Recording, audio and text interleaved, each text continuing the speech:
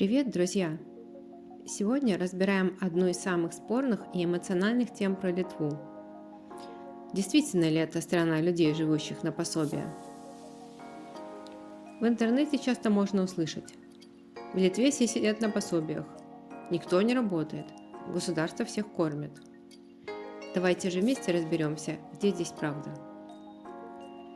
В 2025 году Министерство социальной защиты и труда Литвы опубликовало очень подробную статистику, и она довольно неожиданная. 74% жителей Литвы в течение года получили хотя бы одну социальную выплату. Звучит, как будто бы почти вся страна на содержании государства, верно? Но вот в чем дело. Из этих выплат большая часть – это пенсии и выплаты Содры. Это фонд государственного социального страхования Литвы, подведомственный Министерству социальной защиты и труда.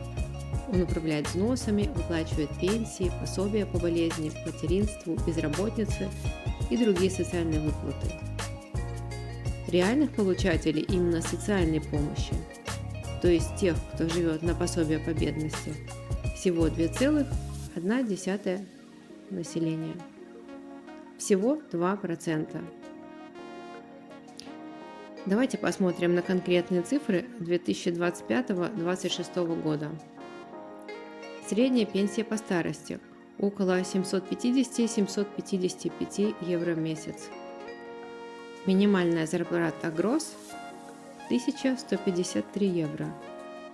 На руки получается минимум 865 евро.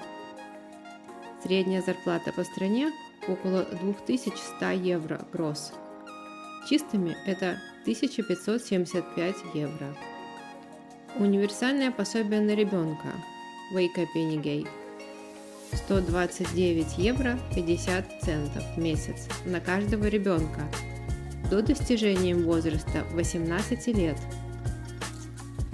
Пособие по безработице в среднем около 546 евро.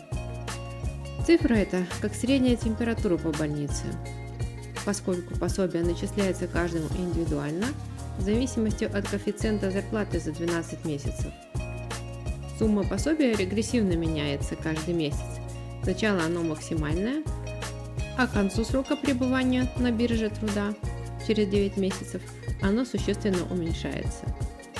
Теперь давайте посмотрим на реальный пример обычной семьи, который привело министерство. Мама, папа и двое детей. 9 лет и новорожденный. В 2025 году они получили пособие по уходу за ребенком. Мама не работала. В среднем около 800 тысяч евро в месяц, в зависимости от ее предыдущей зарплаты. 2 месяца пособие по безработице отцу. Примерно 1092 евро за 2 месяца.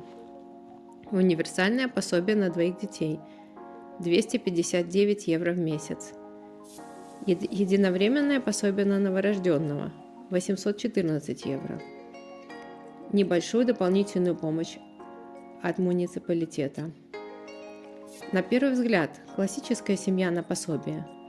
Но по факту это обычная молодая семья, где один родитель находится в декрете с маленьким ребенком. Это не тунеядство. Это нормальная поддержка на время, когда один из родителей не может работать. Государство в 2025 году потратило на все социальные выплаты почти 136 миллионов евро. Это много? Да. Но если разделить на всех жителей, выходит не такая уж огромная сумма на человека. Министр социальной защиты и труда Юрати Зазкене прямо сказала: «Мы часто слышим миф, что в Литве огромное количество людей на пособиях. На самом деле тех, кто получает именно социальную помощь, всего 2,1%. Так в чем же тогда проблема? Проблема в том, что очень легко смешивать понятия. Пенсионеры, мамы в декрете, люди на больничном – все они формально получают выплаты. И если их всех сложить, выходит большая цифра. Но это не значит, что эти люди ничего не делают и живут исключительно за счет государства.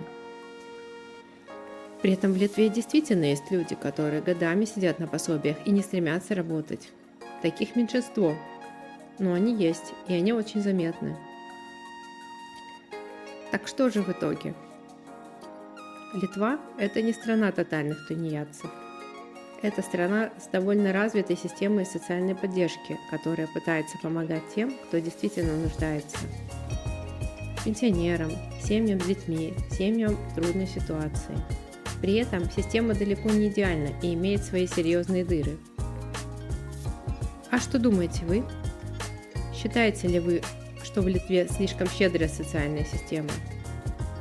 Или наоборот, помощь недостаточная? Особенно интересно услышать мнение тех, кто живет в Литве или недавно переехал. Как у вас обстоят дела с пособиями, пенсиями, поддержкой семей? Пишите в комментариях ваш реальный опыт, без мифов и пропаганды, только факты и личные истории.